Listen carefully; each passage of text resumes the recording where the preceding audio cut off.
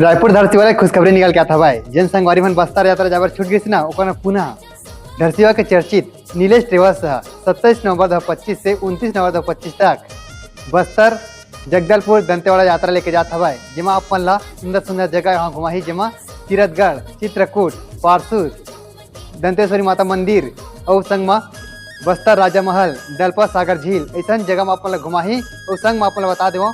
जेमा सुबह शाम के खाना फ्री में देते हवे, अपन के रुके व्यवस्था करके देते हवे। तो जेमा 3 लाख यात्री ला बड़े उपहार देते हवे और अपन ला शुल्क तक बता देता। जेमा अपन सीटर बस में जाहू तो अपन ला 1800 रुपये पड़ी और अपन स्लीपर बस में जाहू तो अपन ला 2500 रुपये पड़ी। अपन ला कुछ जानकारी चाहिए जन जाना चाहता तो नीरज भैया नंबर दिखते वहाँ संपर्क करूँ। अपन के कोनो संगवारी अगर जाए कुछ इच्छुक होही ओकर तक वीडियो ला शेयर कर दूँ। जेन नीलेश ट्रेवल्स के आईडी ला फॉलो करके जाही तो 5% अलग से डिस्काउंट मिली। आप जल्दी जल्दी वीडियो शेयर करा। धन्यवाद।